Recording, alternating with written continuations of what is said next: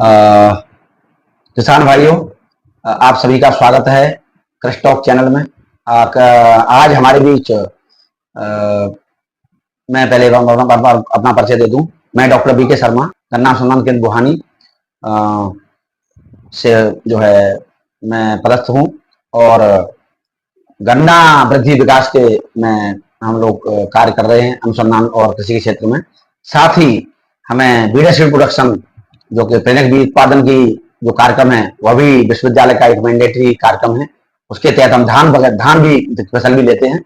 तो आज हम चर्चा करेंगे किसान भाइयों से धान की फसल के बारे में कि धान की फसल में समसामयिक समस्याएं और उसके समाधान क्या क्या हो सकते हैं, क्योंकि इस समय धान की फसल लगभग 50 दिन के लगभग होने जा रही है। तो हम उसके बारे में आज चर्चा करेंगे, शुरुआत से लेकर के धान में क्या क्या मुख्य कार्यक्रम हमें प्रस्तावित करने होते हैं। सबसे प्रथम यह है कि जो बीज हम धान का, किसान भाइयों से आग्रह है कि जब भी बीज का हमें जो है बीज खरीदना है या बीज का चुनाव करना है तो प्रमाणित बीज ही खरीदें। प्रमाणित बीज हो तो चाहे वो उससे विशेष बात यह है कि उसका जर्मिनेशन और उसकी प्योरिटी एक निश्चित मात्रा में होती है। तो धान का प्रमाणित बीज खरीदा जाए। साथ ही बीज खरीदने के बाद उसको अगर नहीं खरीदना है, घर का बीज उपयोग करना है, तो आपको जो है अच्छे प्लॉट से बीज सिलेक्ट करना है और उसको कहीं से भी मिक्सचर नहीं होने देना है। चाहे खेत में मिक्सचर हो तब भी दूर मिक्सचर बीजाती पौधों को अलग करके और सही जगह से चुनाव करें सीड का, और जो है थ्रेसिंग के समय मिक्सचर न होने पाए। और उसके बाद जो है फिर आप घर में रखें सुरक्षित, और अगले साल जब बीज बोते हैं तो उसको भी बोनी कर सकते हैं, बशर्ते उसमें जो है मिलावट न हो। साथ ही रोग जनित बीज न हो। पौधा जो भी खेत से बीज का चुनाव कर रहे हैं वो खेत जो है रोग रहित हो, कहीं भी कीट और रोगों से जो है व्याप्त न हो। अच्छे पौधे हों और जो है हेल्दी प्लांट हो, उनसे बीज का चुनाव करें। बीज खरीदने के बाद सीड ट्रीटमेंट अत्यंत आवश्यक एक प्रक्रिया है, चाहे किसी फसल में हो। तो धान में भी हम जो है बीजोपचार करें। इसमें जो है हम जो है धान के लिए कार्बनडाइम जो है 1.5 ग्राम प्रति किलो बीज से हम जो है बीजोपचार कर सकते हैं। साथ ही अगर जो है इंसेक्ट से भी कंट्रोल करना है, जैसे दीमक वगैरह है रोपनी में लगती है, तो हम जो है इमिडाक्लोरपिड से उसके बाद जो है ट्रीटमेंट कर सकते हैं धान के लिए। साथ ही अगर एजोडोबैक्टर से उपयोग करें तो और जो है लाभकारी होगा। तो तीनों से हम ट्रीटमेंट कर सकते हैं। आजकल जो है बीमारियां, जो कवकजन्य बीमारियां हैं, उसके लिए हम ट्राइकोडर्मा से भी जो है ट्रीट कर सकते हैं, बीजोपचार कर सकते हैं। सीड ट्रीटमेंट के बाद बात आती है, बीज का चुनाव हो गया, बीजोपचार कर लिया, बात आती है रोप जो है नर्सरी लगाने की। तो नर्सरी लगाते समय ध्यान रखना है कि खेत में ऐसी जगह चुने जहां एक तो थोड़ी ऊंची हो, पानी का भराव ज्यादा ना होता हो, क्योंकि ज्यादा पानी अगर गिरा, बरसात अच्छी हुई, उस समय 10-15 दिन लगातार हुई, तो रोपनी में पानी अगर भरेगा नर्सरी में तो हमें जो है नर्सरी की वृद्धि और विकास कमजोर होगा। तो जगह का चुनाव थोड़ी ऊंची जगह स्थान का चुनाव करें। साथ ही ऐसा जगह चुने जहां पर बीज खरदार जो है की मात्रा कम हो, खरदार ना हो। तो धान की रोपनी जो है हम लगभग 1/10 से 15 हिस्सा लगाते हैं, यानी कि 15 एकड़ धान लगाना है तो हमें एक एकड़ में नर्सरी लगभग लगानी होगी। ये इसका लगभग रेशो है। पर हेक्टेयर हमारा 30 किलो बीज पर्याप्त होता है। रोपनी करते समय ध्यान देना है कि हमें उस स्थान पर या तो पचा हुआ गोबर का खाद हो 1 साल पुराना, अथवा उपलब्ध नहीं है तो हम जो है जैसे कि 1 एकड़ हमारे एरिया डेवलप कर रहे हैं रोपनी का, तो हम जो है 1 बैग NPK उसमें उपयोग कर सकते हैं। ये भी है कि 20 से 25 दिन की जो पौध हो जाती है उसको ट्रांसप्लांट करना अत्यंत आवश्यक होता है। अगर 30 दिन से 28 दिन से ज्यादा की पौध है तो हर दिन उपज में गिरावट आती है। अगर वो 30 दिन की है तो उसमें 1% जो है गिरावट होगी। अगर वो 32 दिन की हुई तो 5% उपज में गिरावट होगी। अगर वो फसल जो है 38 दिन की हो गई तो उसमें 15% उपज में गिरावट होगी। अगर फसल जो रोपनी 40 दिन की हो जाती है तो उसमें गिरावट 50% गिरावट होने की जो चांस रहते हैं। अतः जो रोपनी का समय है वो 15 से 25 दिन, 15 से 25 दिन के बीच में हमें रोपनी जो है ट्रांसप्लांट कर देना अत्यंत आवश्यक है। ट्रांसप्लांट करने से पहले खेत को मचाई क्यों करते हैं पुरानी पद्धति में, तो पुरानी पद्धति में पानी ज्यादा लगता है, तो हम डीएसआर से भी आजकल जो है ड्राई सोइंग जो धान की है वो भी हम जो है कर सकते हैं सीडल द्वारा। सीडल द्वारा 30 सेंटीमीटर के स्पेसिंग से, और आप जो है डायरेक्ट जो है सीडिंग जो है सीडल से सोइंग कर सकते हैं। उसमें विशेष ध्यान जो है बीडिसाइड का रखना है कि हमें समय पर 15 से, जैसे ही हमारी धान डीएसआर विधि से लगाई है और 15-17 दिन की हो जाती है, तो 15-17 दिन के बाद हमें जो है बीडिसाइड का उपयोग, खरपतवारनाशी का उपयोग करना अत्यंत आवश्यक है धान के डीएसआर के केस में। डीएसआर में हम बहुत जरूरी है कि हमें समय पर जो है खरपतवारनाशी का उपयोग करना है। मचाई वाली फसल में हम जो है अगर बीडिसाइड न भी डालें तो हमारा जो मैनुअली कुछ, क्योंकि बीड्स बहुत कम आते हैं, तो हम जो है लेबर द्वारा भी खरपतवार निकाल सकते हैं और आसानी से कंट्रोल किया जा सकता है।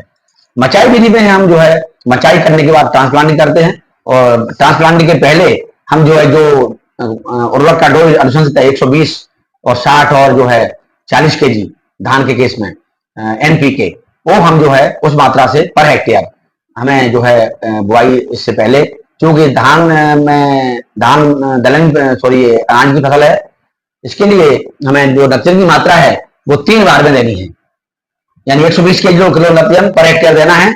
उसमें से हमें 40 kg नत्रजन पहले देना है, वो रोपाई से पहले 40 kg हमें 1 महीने की फसल होने के बाद देना है, रोपाई के 1 महीने बाद देना है, और बचा हुआ 40 kg नत्रजन है पर हेक्टेयर वो जो है अगले 20 दिन के बाद देना है। लगभग जो है 1.25-2 महीने की फसल होने पे जो है लगभग 50 दिन की फसल होने पे देना है। इसके बाद जो है धान के फसल में उर्वरक के रूप में हम 19-19-19 का स्प्रे इसके बीच में कर सकते हैं। एक सवा महीने की फसल में 35 दिन की फसल के होने पे, अगर फसल जहां 50 दिन की 50-52 दिन की हो जाती है वहां हम 0-34 का उपयोग कर सकते हैं स्प्रे के रूप में। और अगर जब हमारी फसल में बालियां अच्छे से भर जाती हैं और हमारी जो बालियां हैं वो हरी अवस्था में हैं, उस समय हम 0-50 का भी उपयोग हमारी जो पोटाश है उसका स्प्रे कर सकते हैं। उससे इनसे फायदा ये है, पोटाश से जो है हमारी रोग रोधता और दाने में चमक और हमारा जो पौधा है उसको मजबूती मिलती है, गिरता नहीं है। विशेष बात यह है कि पोटाश की मात्रा, पोटाश 0-50 है उसका स्प्रे करने से हमें जो है पोटाश की मात्रा जो मिलती है पौधे को, उससे हमारी जो पौधा है वो सुदृढ़ खड़ा रहता है और धान जो लास्ट में लॉजिंग होती है वो नहीं होती। तो हमें इसका जो है ये तीनों उर्वरक 1 या 2 बार स्प्रे कर सकते हैं। स्प्रे का विशेष लाभ ये है कि डायरेक्ट पत्तियों को मिलता है और हाँ पौधे को जो है पूरा सिस्टम में डायरेक्टली जाता है और नुकसान कम होता है हमारे उर्वरक का। धान के में जो है मुख्यतः खेरा रोग आता है जिंक की कमी से। तो जहां भी धान अगर पीली पत्ती दिखाई दे रही है तो 5 किलो जो है जिंक सल्फेट प्रति एकड़ आप उपयोग कर सकते हैं। ये बुआई के पहले भी उपयोग किया जा सकता है, क्योंकि जिंक चूंकि धान की उपज ज्यादा होने की वजह से हमारा धान लगभग 50 कुंटल प्रति हेक्टेयर भी पैदावार देता है, 50-60 कुंटल। तो उसमें जो है जिंक की जो मात्रा है पौधा बहुत ज्यादा मात्रा में लेता है, तो पौधे में जो है नेक्स्ट ईयर कमी आती है। तो हम जिंक का जो 5 किलो जिंक सल्फेट है वो हम पहले शुरुआती दौर में भी हम जो है जो लगाने के ट्रांसप्लांटिंग के समय उपयोग कर सकते हैं उर्वरक डालते समय। अगर उस समय चूक गए हैं, नहीं डाल पाए हैं, तो हम जो है चिलेटेड जिंक आता है उसका स्प्रे जो है कर सकते हैं। तो फसल पर भी करेंगे तो भी जो है हमारा जो खेरा जो रोग है वो दूर हो जाएगा और नहीं आएगा। एक्चुअली खेरा रोग में पत्तियां पीली पड़ती हैं और पीले जो खेत में पीले आपके क्षेत्र बन जाते हैं, तो वो वहां और पौधों की वृद्धि विकास रुकता है। इसके कंट्रोल के लिए जैसा बताया मैंने कि जिंक सल्फेट और भुजा हुआ चूना हमें उपयोग करना है। आजकल जो जिंक चिलेटेड जिंक आ रहा है उसमें चूने की जरूरत नहीं है, आप डायरेक्टली भी उपयोग कर सकते हैं। धान में ब्लास्ट रोग अधिक मात्रा में आता है, साथ ही जो है ब्लास्ट रोग के लिए जो पत्तियों पे जो चकत्ते पड़ जाते हैं, लंबी लंबी धारियां बन जाती हैं काली, वो जो है ब्लास्ट का ये है, तो ये फंगस से डेवलप होता है। इसके लिए ट्राइसाइक्लोजोल और अन्य जो टेबुकोनाजोल, हेक्साकोनाजोल, इनमें से कोई एक फंजीसाइड लेके हम जो है उपयोग कर सकते हैं 2 ग्राम प्रति या 2 ml प्रति लीटर पानी में। 1.5 से 2 ml प्रति लीटर पानी हम उपयोग करके हम इन 2 रोगों से निजात पा सकते हैं। धान में जो है हेल्मेंथ्रिडियम ये भी आता है, उसको भी हम जो है इससे नियंत्रण कर सकते हैं फंजीसाइड से। एक्चुअली धान में जब, क्योंकि धान में पानी भरा रहता है, पानी बहुत ज्यादा मात्रा में भरने की जरूरत नहीं है। पानी का जो वाटर मैनेजमेंट है, क्योंकि धान वाटर लविंग प्लांट है, वाटर थोड़ा अच्छा लगता है, ठीक है, उसको भी पानी चाहिए, लेकिन ऐसा नहीं है कि धान में पानी भरा रहना चाहिए। उससे क्या होता है, पानी का ज्यादा मात्रा में उपयोग होता है, नुकसान होता है। पानी की वैसे ही कमी है, तो हमें बोर उतना ही चलाना है कि हमारा जो है ज्यादा से ज्यादा 5 सेंटीमीटर पानी खड़ा हो। उससे ज्यादा पानी खड़ा होता है तो हमें जो है धान के पौधे को जो सांस लेने में तकलीफ होती है जड़ों को, और उतना वृद्धि और विकास में दिक्कत होती है। साथ ही 15 दिन के बाद खेत को खाली भी करना चाहिए, ताकि पौधे को बढ़ने में और मदद मिले, और 4-6 दिन खाली रख के फिर से पानी दिया जाए, तब जो है उपज और ज्यादा आती है, पानी खड़ा रखने के लिए जाए। तो पानी का जो वाटर मैनेजमेंट धान में वो विशेष आवश्यक है। पानी का मैनेजमेंट, वाटर मैनेजमेंट जो है धान का बहुत ही क्रुशियल रोल अदा करता है। विशेष तौर जब जो है धान में फ्लावर आ रहे हों, फूल आ रहे हों, और बालियां, जब बाली उससे सीध से निकलती है, उस समय पानी का होना अत्यंत आवश्यक है।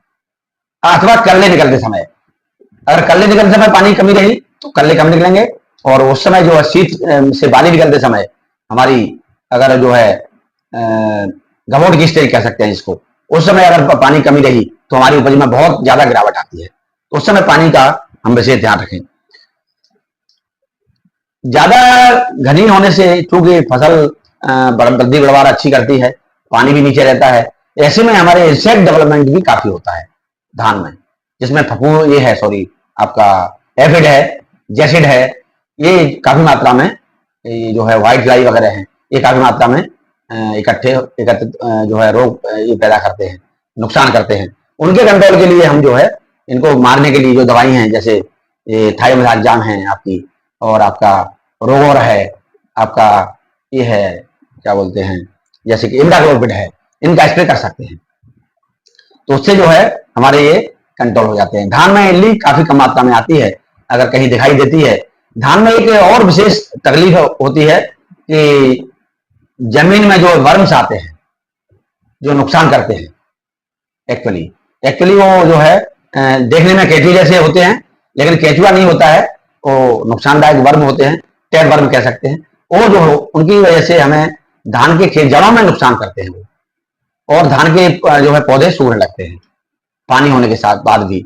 तो धान में उनके लिए हम क्लोरोपाइरिफास जो है आपका 1 से 2 लीटर प्रति हेक्टेयर उपयोग कर सकते हैं, और वो कीड़े आसानी से नष्ट हो जाते हैं। अथवा 5% में जो है उसमें भी पाउडर में आती है क्लोरोपाइरिफास, उसका उपयोग भी हम धान के खेत में जो है बुरक के कर सकते हैं, और हमारा ये जो कीड़ा है टेम्पर में, वो हमारा नष्ट हो जाता है।